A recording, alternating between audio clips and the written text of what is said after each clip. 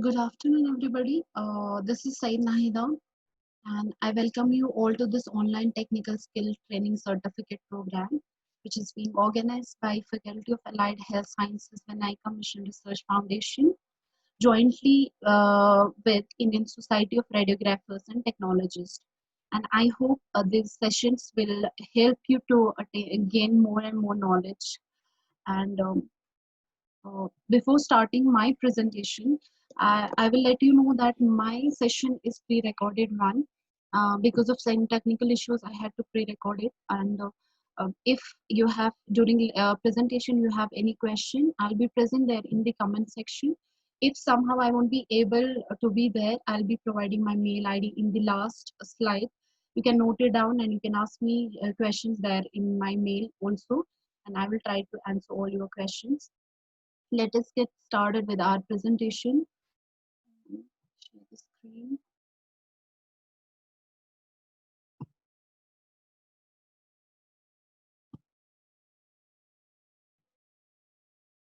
Okay, so I will be talking about basics of MRI.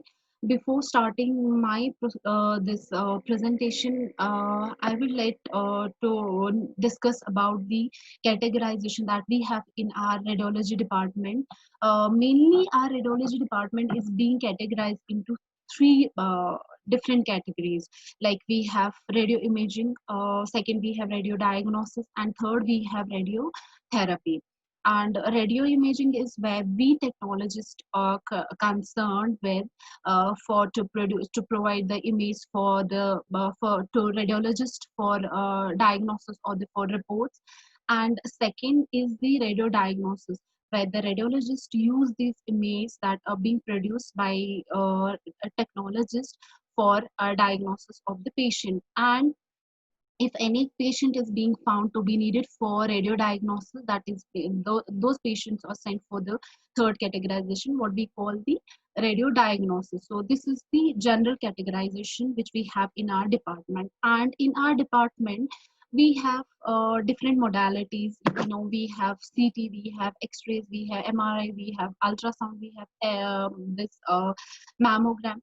So we have different modalities we have, and these modalities differ in terms of energy they are using. If we see CT, if CT or x-rays or mammogram or fluoroscopy, these all modalities use the ionizing radiations, while as MRI, this is the one which is free from radiations. It uses radio waves or the magnetic magnet that helps in the production of the image.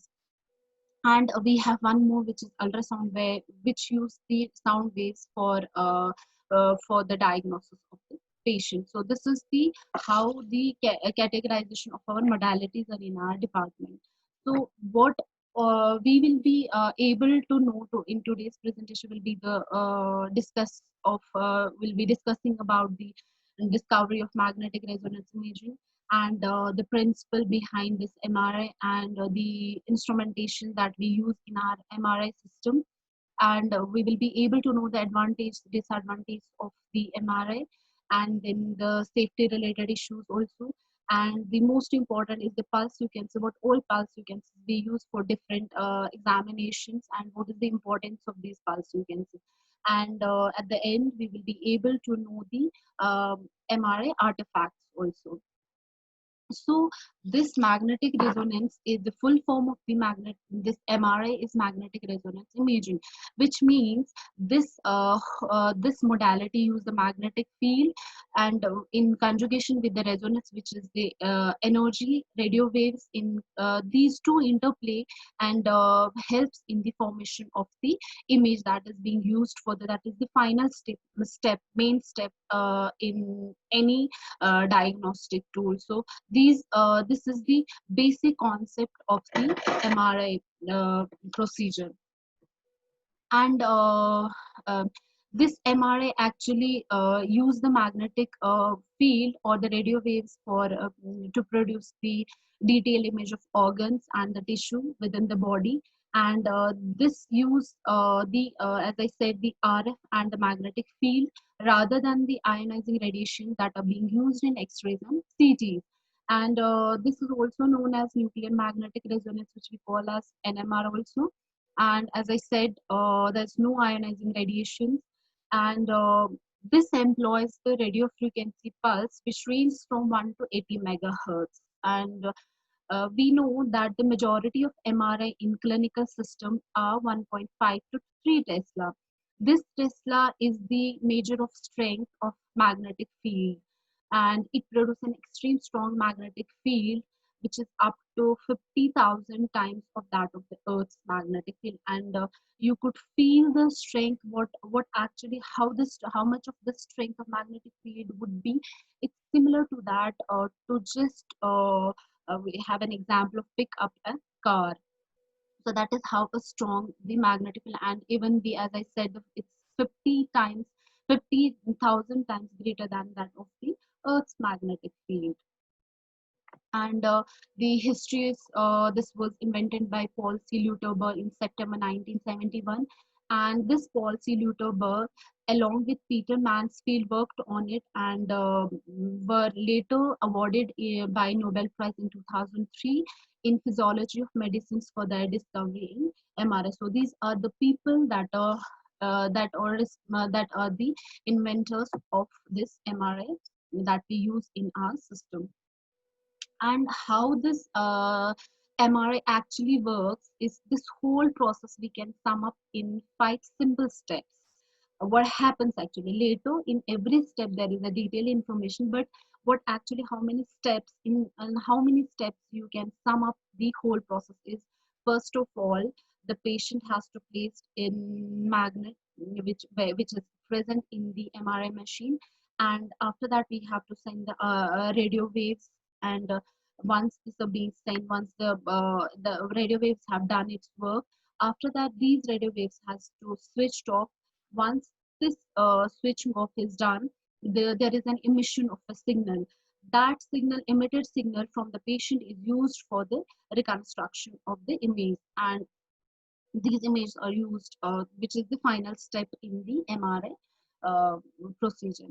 And how, what all things are responsible for this MRI, or basically two main things, is the magnet and magnetic field, and the hydrogen atoms that are present within the body. No, we know, no doubt, there are different metabolites also in our body. Why we choose only hydrogen is the, it has only one proton, and it's abundant in human body, so that is the reason we choose the hydrogen atom for the MRI system. And we know that our body is composed of 70% of water, which is composed of hydrogen atoms, and this MRI relies on the magnetic property of hydrogen atom to produce image. And this hydrogen is composed of single proton with no neutron as a spinning charged particle, which produce a magnetic field which we call as magnetic moment. So this is why, how the proton, what are the characteristics of the protons or the hydrogen atom. After that, we know these hydrogen atoms are randomly oriented in our body once they are like without the magnetic field. So this is the orientation, how the randomly oriented are normally oriented in our body. After that, once the body is being placed inside the magnetic field, what happens, these randomly oriented protons either get so with this magnetic field get protons aligned, either get parallel or anti-parallel. A greater portion of protons align parallel to the magnetic field, which we say the this spin, or we say the low energy state or spin up, and less of the protons go to the anti-parallel side, high energy side, or spin down protons. And the net resultant called the net magnetic vector is therefore the direction of the primary magnetic field, which is oriented as a patient's long axis. So this is which results in the formation of the Longitudinal magnetization means those protons, after once we say the more of the protons go to the high energy, low energy stand, and less of the protons go to the high energy proton.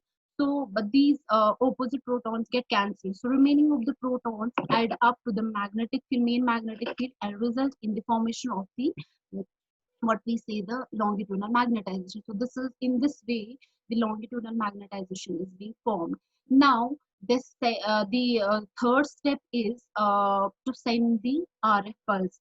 Once this RF pulse is being sent by the RF coils, which is as a second magnetic field, which results in the disturbance of this disturbance of these protons that are onto the longitudinal magnetization, and some low energy protons try to get aligned into the high energy, or we say the this transverse side. And what happens, these protons become synchronized and process in phase, and as a result the net magnetization turns to trans this net magnetization turns to the transverse plane, that is right angle to the magnetic field, which results in the formation of the transverse magnetization. So this is in this way the transverse magnetization is being formed, which are the basic two steps in the image formation or of the MRI, or the physics of the MRI. So in this way, these two longitudinal transverse magnetization will form. And the other step, as I said, is after sending the RF pulse, the next step is we have to switch off the RF pulse. Once we switch off this RF pulse, what happens? This results in the relaxation of the transverse transverse plane. What happens? Those protons which were onto the transverse plane, these return to normal position, like they go back to the longitudinal magnetization, which results in the during this process this results in the emission of the energy, which is in the form of the FID. This energy, or we say the free induction decay, later by manipulation, no doubt this is not enough for the image formation now, later with the manipulation or with other things, this energy is being used for the image formation. So in this way, there is the relaxation of protons, what we say the T1 and T2 relaxations. And after that, this signal is sent to the computer, and the computer use the mathematical formulation and convert this signal into an image. And this mathematical formation would be Fourier transformation that helps in the conversion of this energy into image. So, and once this is being done, this all is being done, what happens? We are able to get all the image of the three planes. In the three planes, what we have, uh, coronal, sagittal, or the transverse plane. So, by viewing all these planes in different planes, we are able. The radiologist is able to diagnose the patient and give the reports. So, this is how the main principle of MRI is. And the next step is what all hardwares, what is the this is just the brief. I'll go for the hardwares or the softwares that we use in our system. Is first of all, the main component what we have in our MRI is the magnet, which is the what we say the large magnetic field, which that is homogeneous for a large area, and we use the strong magnetic field in this MRI. And which as we know that this magnetic field or magnet only helps to align the protons in the body. Here you can see you have, after that you have the radio frequency coils. These radio frequency coils either transmit the energy or receive the energy, or sometimes these only transmit or receive, or sometimes they are both, either they can act both receiver and the transmitter. So that is how the RF coils are working. There are different types of RF pulse. Will go in the next slide. We have the types of the RF pulse, but here you need to know the basic what all instrumentation that are needed for this. And then you have the gradients. Gradients are the what we have the linear charge in magnetic field, and they help in the special encodings. And then you have the computer system, which helps in the in setting the parameters, or whatever you have to do with the patient or setting the parameters or to play with the image, that is being done with the computer system. And then you have the patient handling system. So this is the setup how our this MR system has, or whether it's the console or the MR room. So this is the basic setup of the MR system. And we know there are the two types of MRI scanners. We have open MRI and we have closed MRI. Mostly we have seen closed MRI, which is superconducting magnet of high field strength, and open MRI is like low magnetic field strength made up of permanent magnets. This is basically open MRI is basically used for the patients who are claustrophobic, like they won't be able to go into the closed MR. So for them, we have open MRI system, and there are certain procedures that we are not able somehow we are not able to do it in closed MRI. So those procedures are also sent to the open MRI. So this is the types of MR systems. And then you have parts of MR. What all the parts of main parts of the MR scanner are? First of all, these orange, large orange, this orange lines are cross sections of the magnet, being circular magnet, which is superconducting electromagnet, which electrifies the main magnetic field. And you can see these lines, black lines. These are the radio frequency coils, which are used for, as I said, to receive or send the signal to the patient. And then you have the gradient coils, which helps in the localization of the signal. And this is the scanner, and this is the patient, and this is the patient table, which is being attached to this MR, or we say the MR machine, a tunnel of the MRI machine. So this is the patient. This is the how the MRI scanner looks like. So this is the one setup, is there one diagram that you could understand how this later. There are different things, many things in MR system, but these are the basic things that we need to know. Other these things. And as I said, these RF coils that are used for to send the signals are the different types. We have volume coils, which has the head coil, body coil, or the spine coils, and these are the large coils. And then you have the surface coils and phased array coils. These surface coils have high resolution image, but the field is very small. And as I said, these body coils, they are large in field of view.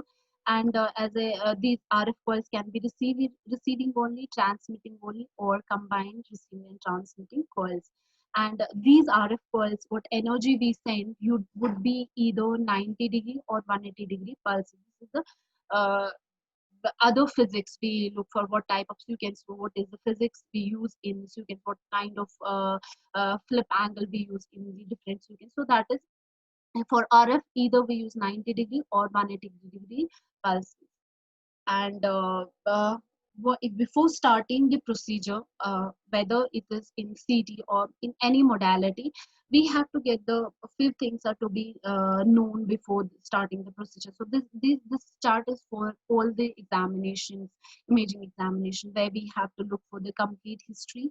And if it is a contrast study, we have to go for the allergies to contrast, and we have to see the if the patient is diabetic, and we need to check the creatinine level. If this is also done for the if we are giving contrast to the patient, and we need to check whether patient is on medication or what. And we have to ask patient if they have any previous medical records or emails. And later, for what all preparations are to be needed for MRI is that, as I said, there is a general instruction of complete history has to be asked from the patient. Before this thing, I would like to mention that this whole of our procedure is based on how we prepare a patient for the procedure.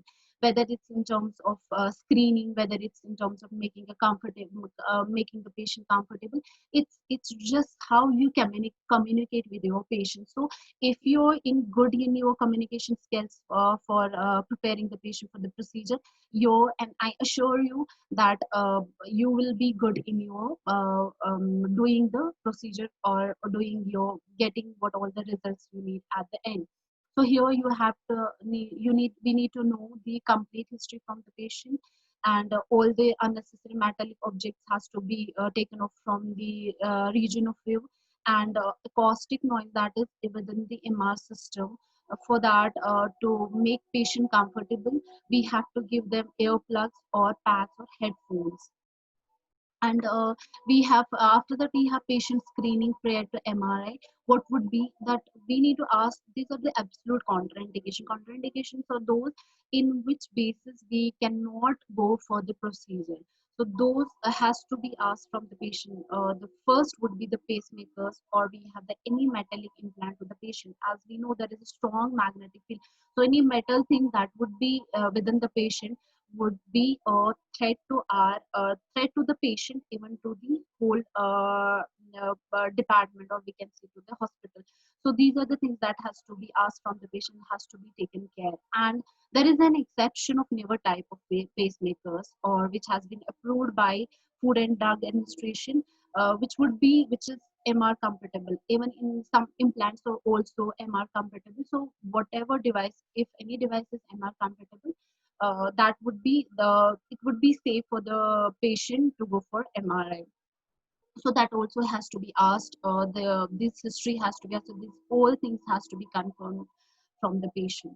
And here also, if we go for the contrast procedure, we use the gadolinium in this thing.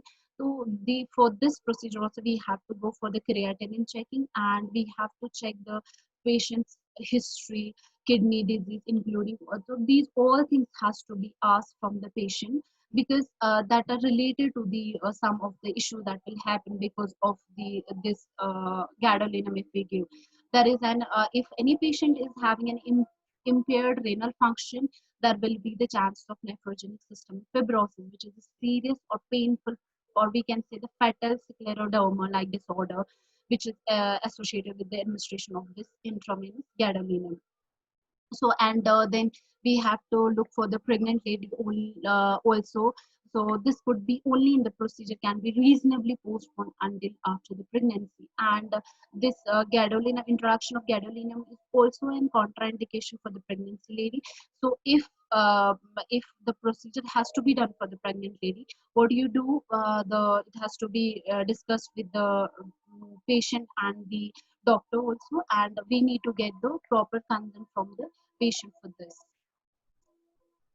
So this was all. This was the how we prepare the patient for the this procedure. So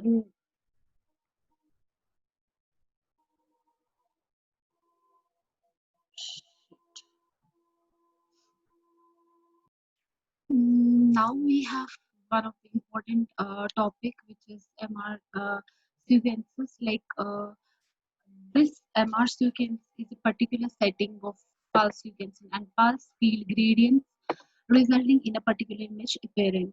And this pulse sequence is an interplay of various parameters which lead to the complex cascade of events with RF pulses and gradients to form an MR image. And when I talk about pulse sequences, it's basically a sequence of events that happens inside the MRI machine that gives an image. So each pulse sequences has basically two components. We say one is RF radio frequency component, and second we have the acquisition phase, and which simply means we give an energy to our system or tissue.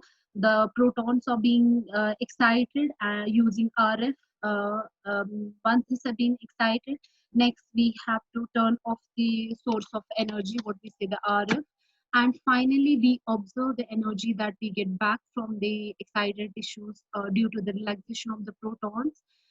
They spin back into alignment with the magnet as already we discussed. So this is what happens when we use the any kind of pulse sequences. And This pulse sequence has a time chart of interplay of first is patient's net longitudinal magnetization and a transmission of RF pulses. It would be 90 degree, 180 degree, which is just the basic spin echo sequence, or any other like gradients where we use the other things other than 90 and 180 degrees. So it depends. And XYZ gradient activations for the localization of and acquisition of signals, or we say the echo, and k-space filling with acquired signals or echo. Like in this MR sequence, we have different parameters that are needed, but two important parameters are time of echo and time of repetition, which is T and TR. T is when you get the signal. At the end we get an a signal, we get an echo, that is called an echo. Time of echo, like time to get an signal, we call it as time of echo. And this time to repeat is when we use the next RF pulse. Like if we are done with the one RF pulse and we are using the next for the same procedure, that is what we call the time to repeat. Like we have to repeat, like we are repeating the next sequence. And we have K space, which is the important filling space in MRI, where these signals are being stored. And after manipulation, once the procedure is being done, these things are being manipulated by the computer system and are being used for the MR image formation. And for the, we class, there is different classification of MR sequences with the different groups, and those groups have different sequences. Like we have basic one MR sequence, we have spin echo, which use 90 and 180 degree RF pulse. We have gradients, which use uh, less than 90 degree this flip angle, and we instead of 180 degree it use the gradient. And we have the inversion recovery, which is opposite of those spin and gradients. This use the reversal formulation. And then we have the diffusion. These all which are, these have the different sequences, and these particular sequences we will be discussing individual in coming slides. Like we have first T1 weighted image. This is mainly used for to look for the anatomy, and here it measures the lattice realization time, where we have the which uses the short TR and short TE. TR is 300 to 600 milliseconds, and this thing short T is 10 to 50 milliseconds.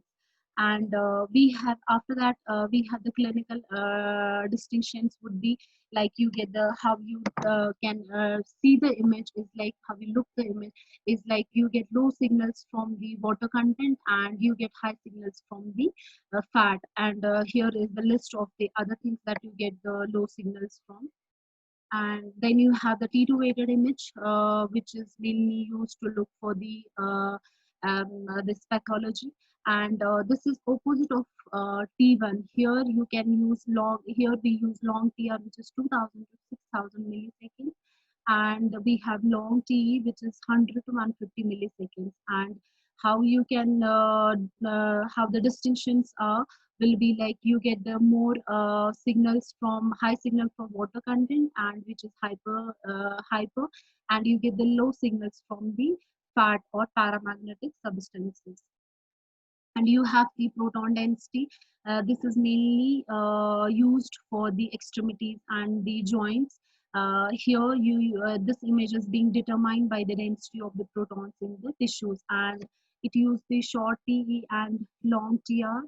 And clinical distinctions would be joint disease and injury, and you get the high signals from meniscal tears.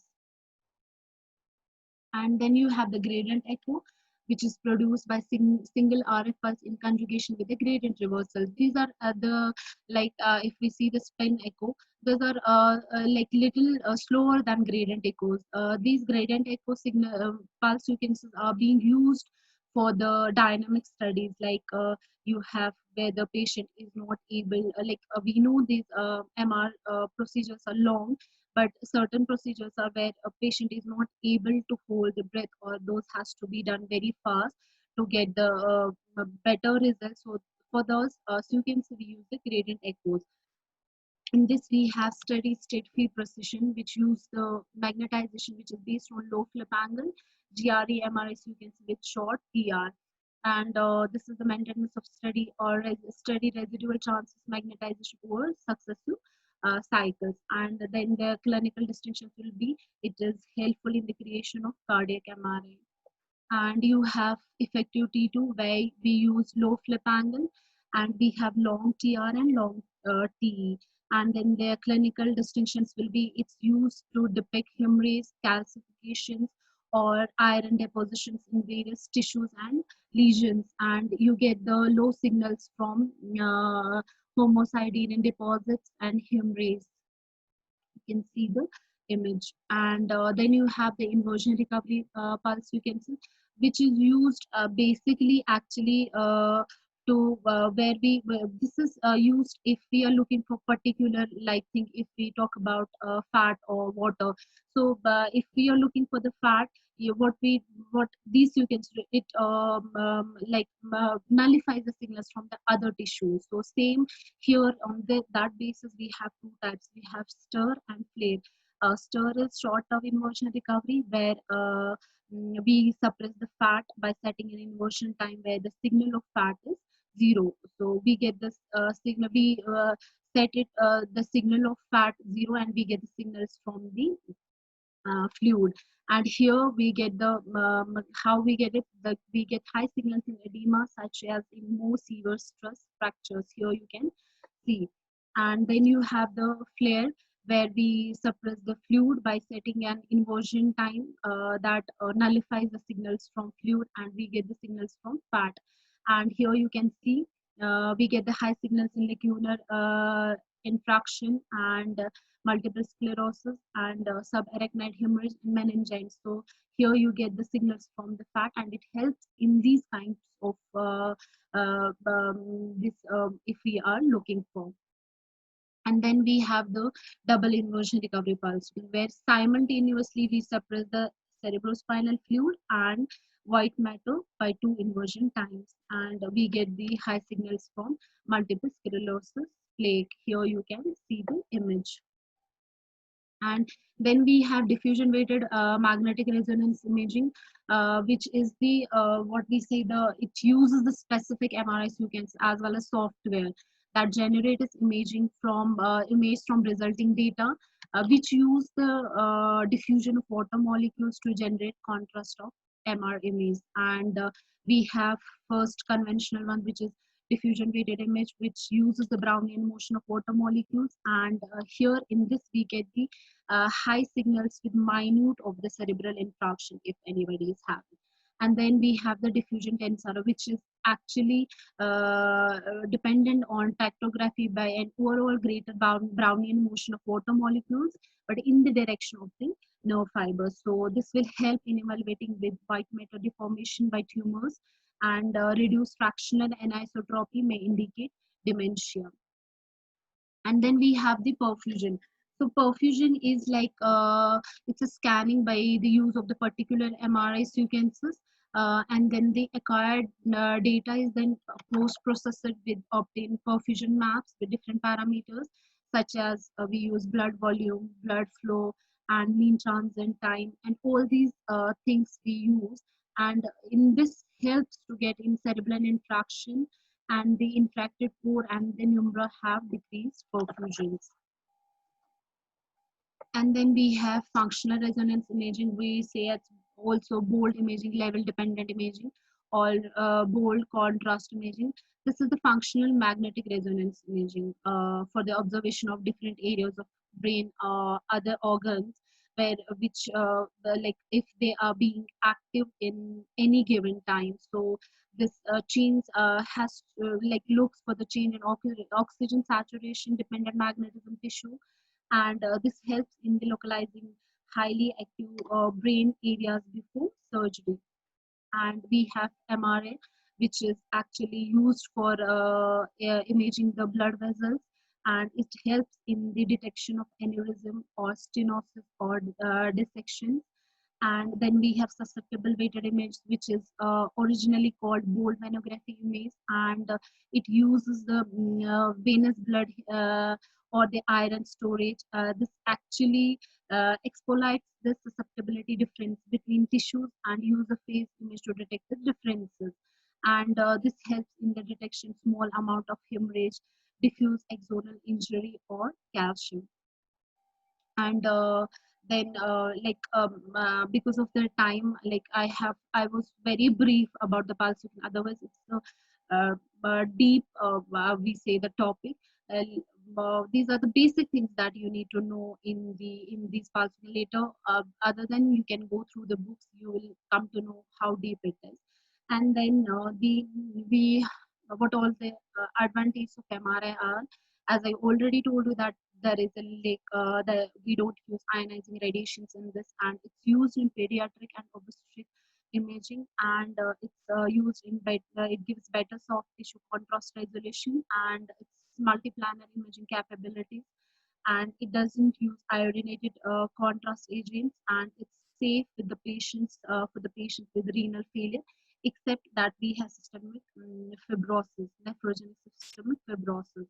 And what all the disadvantages we have with it is it's expensive than the other modalities, and it has the longer scanning time, and because of that it is susceptible to movement artifact, and it cannot be used in acute trauma settings, and it use image of the bone. It cannot be image of the bones and lungs cannot be done by MRI, and this scanner is not available in all places, and it requires a skilled technician for operating, and maintenance cost is high.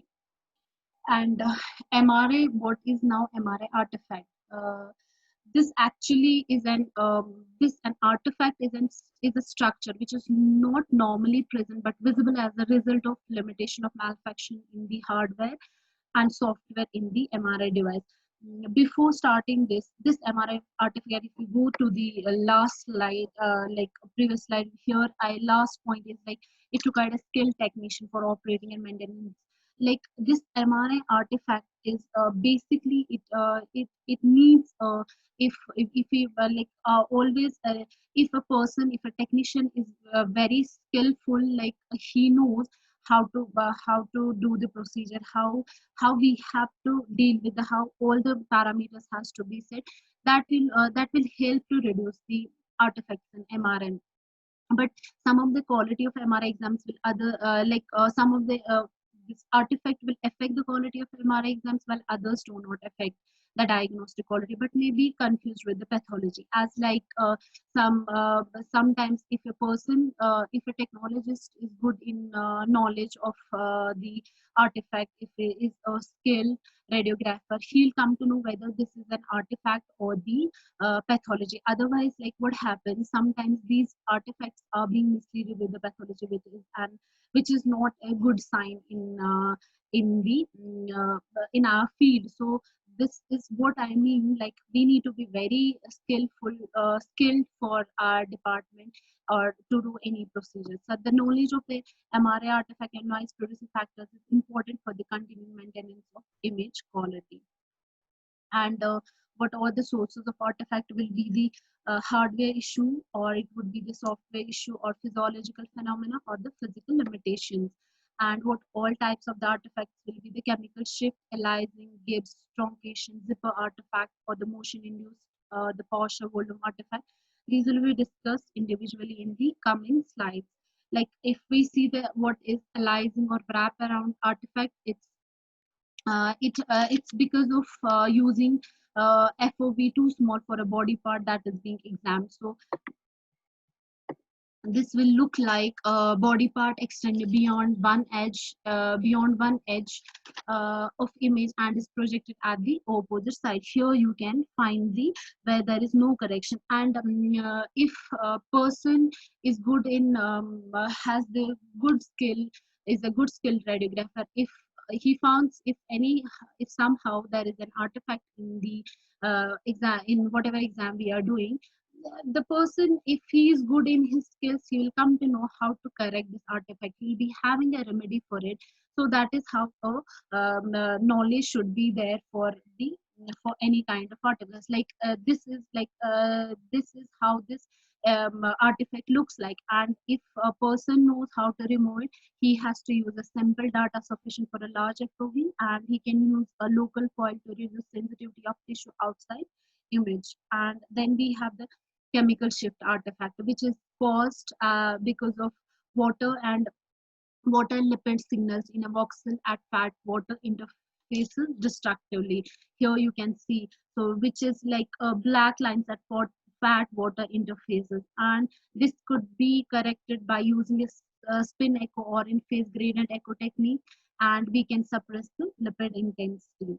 And then we have the zipper artifact, which is actually caused by not decaying the transverse magnetization, or we can say the undecayed transverse magnetization, or there is an extra noise, and it looks like a band of alternate white and black dots. Here you can see, and how it can be corrected is like we can improve spoiling or transverse magnetization, and we can alternate polarity of excitation pulses, and we can eliminate the source of noise. And then we have the motion induced ghost, where this motion artifact is actually caused by two reasons. There are two reasons, where it would be the voluntary or the involuntary motion. Voluntary is like we can control that kind of artifact by instructing the patient before starting the procedure. So we have to instruct the patient before starting the procedure, like how he has to hold the breath and all those things. So that can be reduced before also. And there are the involuntary motions, where you cannot where we don't have the access to control.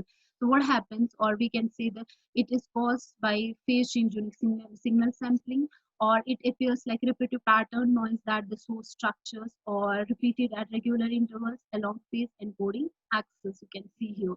And what we can do, we can average multiple signals, complete image acquisition rapidly, and trigger acquisition like for dynamic procedures, and balance gradients. And these are the remedies that we can how we that will help us to correct this kind of artifact. And then we have the partial volume artifact, which is like caused by more than one tissue induced within a voxel, and this is usually because of thick slices, and it appears like edge of structure contains tissue from two adjacent slices.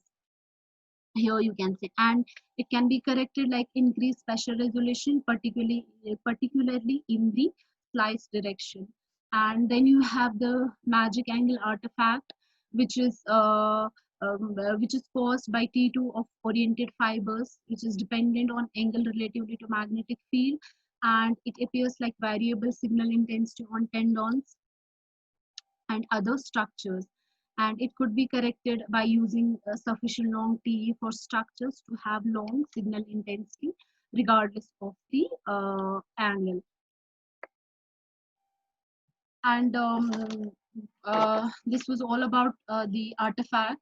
And as already I discussed about the like contraindication part, what all things we have to take care of before doing this procedure. It's not like we have to check it for only for the patient that is going for the procedure. Like sometimes people come to inspect and all that, also for that time also we need to be very cautious, and we have to check the we need to have a checklist. So this is a kind of checklist that we need to know, that is that has to be taken care, like these these these these things what is mentioned here are not allowed in the magnetic field area. And these are the most common contraindications for MRI scan will be the aneurysm clips, heart pacemakers, and we have the neurostimulators or cochlear implants, or the blood injury in vital organs. So these are the things that we have to take care. And then there are the four zones of MRI on which base the MRI this region has been distributed. Like if we go for the MRI zone first, this is an access area where there is a reception, and the people can come for appointment, all those things. So this is a kind of safe zone. And then we have the second zone where there is a screening for the patient, and there is a preparation for the patient.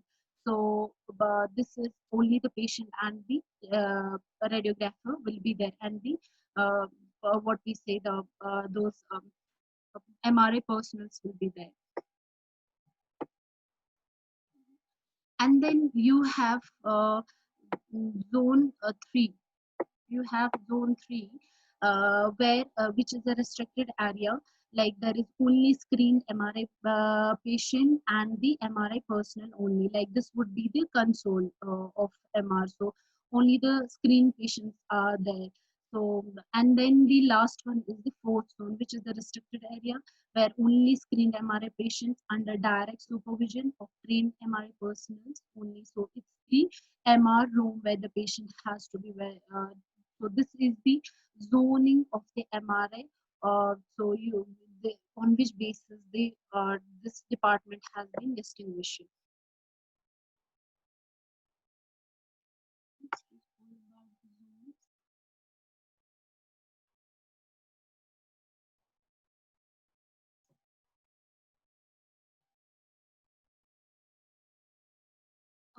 Now we'll be talking about this latest advancements in MRI, which has been done by artificial intelligence. Artificial intelligence is an automatic system which helps to, or which ease our workflow, and even it reduce the burden of the repetitive exam tasks, and may increase the what we say the diagnostic precision when it comes to the interpreting medical images. And this artificial intelligence, it ensures a high quality or what we say the outcome in diagnostic decision making.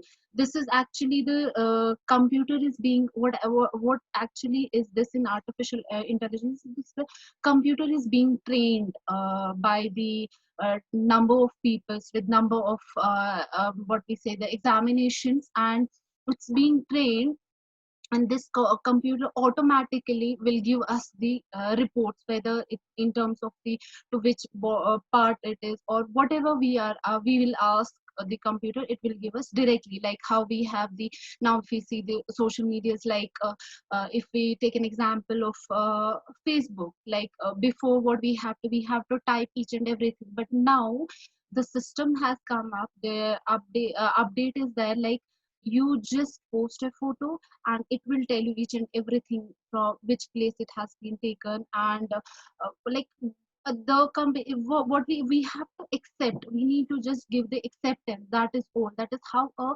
artificial system works. So this actually the main aim of artificial intelligence is to actually overcome the difficulties that we have in conventional one. Like if we take an example of conventional system, was like a single examination in MRI takes an time of like 20 or 40 minutes, and we have to run different sequence for different kind of things that we need to know. But in synthetic MRI, which is the updated one, where we can even we get a number of things that we need to know, or the kind of pathology that we are looking for, we can get it in a single sequence, like just a single sequence has to run up, and you will get a number of things that you need to know. And this is and by doing so, we can reduce the time also. Here you can see this is a conventional one, where the time is 10 minutes, and synthetic is like it takes a whole time of 449. So this is, you can see the number of that this time has also been reduced. And this system artificial intelligence also helps to detect and segment some of the most common brain cancers, which will include meningiomas or neurodegenerative disease such as like AD. And the role of artificial intelligence in, if we see in T1 weighted image, as we have an example of here, it is for the diagnosis of Alzheimer's disease. So this is how the upgradations and new things are coming to the field. So what we have to do, just keep updating yourself. You can use Google or other networking sites that can update your knowledge. So better things are coming up, which is our workflow and helps us to get in better in our diagnostic field. So better you keep on updating. So this was all about today's topic. As I said, this is my mail ID. If you have any question, I'll be there in the comment section also, and you can even ask me question by my mail also, and surely I'll get back to you.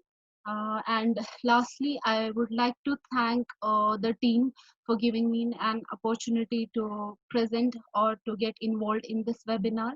Thank you so much.